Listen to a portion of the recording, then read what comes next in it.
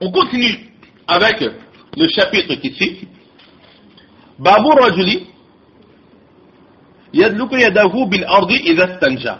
Le chapitre sur la personne qui essuie ses mains sur la terre ou avec la terre une fois qu'elle a accompli ses besoins. Donc là, très clairement, c'est l'enseignement du Saint-Prophète sallallahu alayhi wa sallam que lorsque nous avons accompli nos besoins, se laver les mains. Aujourd'hui, nous nous lavons avec les mains. Aujourd'hui, lorsque les maladies ne cessent d'augmenter, les médecins, les scientifiques, etc., préconisent de bien se laver les mains après avoir accompli les besoins. Mais le prophète sallallahu alayhi wa sallam, il nous l'avait déjà enseigné il y a de cela 15 siècles. Le prophète sallallahu alayhi wa sallam lui-même le faisait. Une fois qu'il accomplissait ses besoins, il essuyait ses mains. À l'époque, il n'y avait pas de l'eau courante comme aujourd'hui. Donc, il essuyait ses mains avec la terre afin que la terre absorbe tous les microbes et tout ce qui pourrait être néfaste au corps humain. Car effectivement, dans la terre aussi, Allah subhanahu wa ta'ala, il a mis cette faculté de purifier le corps humain. C'est pour cela que lorsqu'il n'y a pas d'eau pour faire le wudu, Allah nous a donné la terre pour nous purifier, car dans certaines conditions, la terre peut être aussi purificatrice. Nous avons le hadith qui suit, le premier hadith. وبه قال حدثنا إبراهيم بن خالد قال حدثنا أسود بن عامر قال حدثنا شريك حا قال وحدثنا محمد بن عبد الله يعني المخدمية قال حدثنا وكيع عن شريك عن إبراهيم بن جرير عن المغيرة عن أبي زرعة عن أبي هريرة رضي الله تعالى عنه أجمعين قال كان النبي صلى الله تعالى عليه وعلى آله وسلم إذا أتى الخلاء أتيته بماء في تور أو ركوة فاستنجى ثم مسح يده على الأرض ثم أتيته بإناء آخر فتوضأ قال أبو داود وحديث الأسود Ibn Amir at-Tammu. Donc voilà le hadith.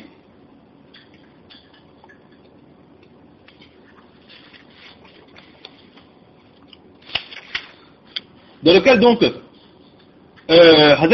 Imam Abu Dawud rapporte de son professeur Ibrahim, fils de Khalid, qui dit que nous a enseigné Aswad, fils de Amir, qui rapporte de Sharik. Et là nous avons un ha, donc un changement de chaîne de transmission. Imam Abu Dawud qui dit que nous a enseigné Mohammed fils d'Abdullah, c'est-à-dire il est connu sous le nom de Mukhadimi, qui dit que nous a rapporté Waqi', qui lui rapporte de Sharik. Et là nous voyons qu'à partir de Sharik, avant le Hi, il y avait Sharik, à présent il y a Sharik, et donc à partir de Sharik, la chaîne de transmission revient la même. Qui rapporte d'Ibrahim fils de Jarir, qui rapporte de Mughira, qui rapporte de Abi Zur'a, qui rapporte de Hazrat Abu Huraira qui dit que le Saint Prophète sallallahu alayhi wa sallam, lorsqu'il allait aux toilettes, alors je le suivais avec de l'eau placée dans un récipient d'eau. C'est par rapport à ce hadith-là que précédemment nous avions dit que l'enfant qui avait accompagné le Prophète sallallahu alayhi wa sallam, c'était Hazrat Abu Huraira radiallahu ta'ala. C'est à présent le hadith auquel nous faisions allusion dans le chapitre sur la purification avec de l'eau.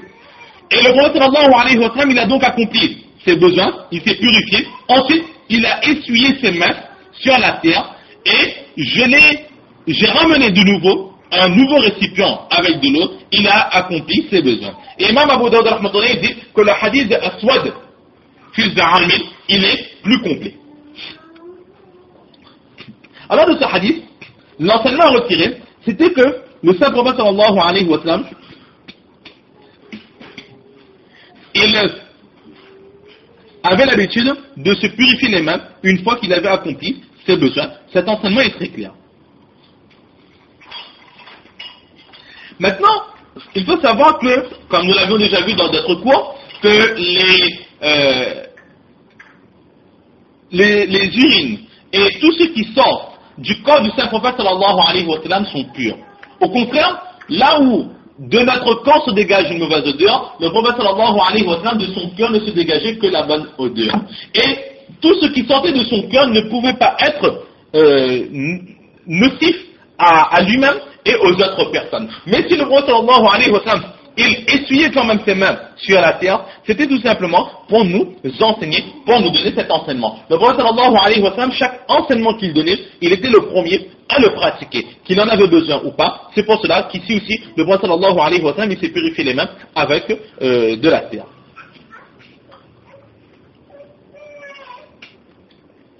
Ensuite, Imam Abu Huraira radiallahu ta'ala qui dit qui s'est présenté avec ou bien un tour ou bien un raqwa. Là, il y a un doute de la part d'un des narrateurs. Qu'est-ce que Hadith Abu Hurairah il avait avec lui? Alors si c'est tour, c'est la même chose, c'est un récipient en cuivre. Et si c'est un raqwa, c'est un récipient aussi, sauf que ce récipient, il est fait en peau d'animaux. Et donc, on ne sait pas exactement, il y a un doute quant à la qualité du récipient, mais ce qui est sûr, c'est que Hadith Abu Hurairah, il a mené de l'eau pour le saint prophète sallallahu alayhi wa sallam. Fastanja, il se purifiait, et ensuite, il se nettoyait les mains avec la terre. Et là, Hadith Abu Hurairah, il dit que j'amenais un nouveau récipient. Alors il y a deux possibilités. Ou bien il avait avec lui qu'un seul récipient, le prophète sallallahu alayhi wa sallam se lavait, le récipient se dévidait, Hadith Abu Hurairah prenait le récipient, il allait très rapidement à une chose d'eau, remplissait le récipient et revenait auprès du saint prophète sallallahu alayhi wa sallam. Ou la seconde possibilité, c'est quoi? C'est que dès le début, Hadith Abu Hurairah il amenait avec lui deux récipients d'eau, un pour la purification après l'accomplissement de ses besoins, et le deuxième, c'était pour que le prophète sallallahu alayhi wa sallam puisse faire ses ablutions sur wuzu. Maintenant, pourquoi est-ce qu'il a amené deux récipients? La première solution, c'est que peut-être qu'un récipient n'était pas suffisant pour se purifier et pour faire le wuzu. C'est pour cela qu'il fallait emmener deux récipients. Ou la seconde raison, c'est que tout simplement, le prophète sallallahu alayhi wa sallam n'aimait pas faire le wuzu avec le même récipient qu'il utilisait pour se laver une fois qu'il avait accompli ses besoins. Attention, l'eau qui est dans l'arrosoir avec lequel on se purifie, on se lave, cette eau est pure, à condition, sauf s'il y a des impuretés qui sont tombées dedans, mais en elle-même, cette eau est pure. Mais nous-mêmes, de temps en temps, nous n'aimons pas. Si par exemple, il y a un arrosoir qui est utilisé dans la salle de bain pour nous laver, si on prend un peu d'eau qui est dans cet arrosoir, on met dans un verre afin que nous puissions boire, alors nous n'allons pas forcément le boire avec goût, avec envie. Pourquoi? Parce que nous savons que là-bas, c'est un endroit qui est rempli de souillure, d'impureté. Ou bien même, certaines personnes qui, le robinet d'eau qui se trouve à côté des toilettes, ils n'aiment pas forcément utiliser ce robinet pour remplir un verre pour boire de l'eau. Pourquoi? Parce que c'est un endroit où il y a constamment des impuretés, et c'est pour cela que le prophète sallallahu alayhi wa sallam, lui aussi, il n'aimait pas forcément utiliser l'eau. Le reste d'eau qu'il avait utilisé pour se purifier une fois les besoins accomplis, il n'aimait pas utiliser cette même eau pour faire ses ablutions, pour faire son wuzu. C'est pour cela que Hazrat Abu Hurairah il avait avec lui deux récipients d'eau. Maintenant, le prophète sallallahu alayhi wa sallam, il se lavait donc les mains.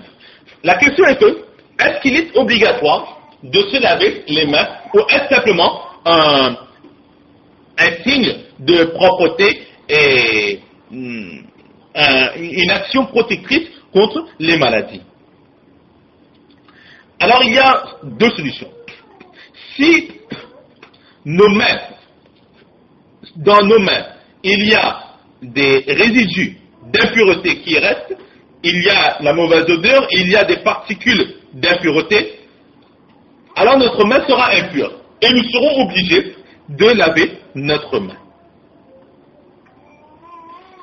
Et si par exemple nous avons accompli nos besoins et nous avons cette certitude que notre main est propre, il n'y a pas d'impureté, il n'y a pas de résidus d'impureté sur notre main, alors il ne sera pas obligatoire de laver notre main. Mais toujours est-il, c'est une sunna du Saint-Prophète sallallahu alayhi wa sallam de le faire. Si il y a des impuretés, l'obligation de laver sera présente. Si nos mains sont propres, alors cela ne sera pas obligatoire, mais cela restera quand même une sunna du Saint-Prophète sallallahu alayhi wa sallam.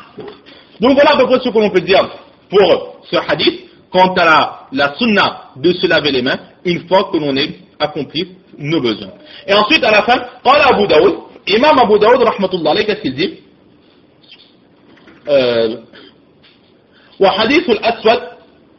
وحديث الأسود ibn Amir Atammu, que le récit de Aswad fils de Amir, il est plus complet.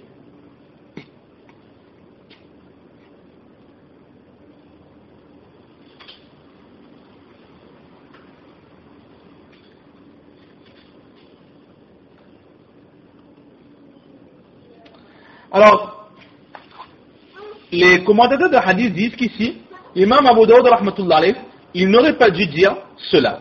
Car il y a un autre récit, rapporté donc par un autre élève de Sharik, en l'occurrence Waqia, oui, et donc le récit de Waqia, c'est ce que nous avons ici. Nous avons dans le kitab, et dans lequel nous avons toutes les explications.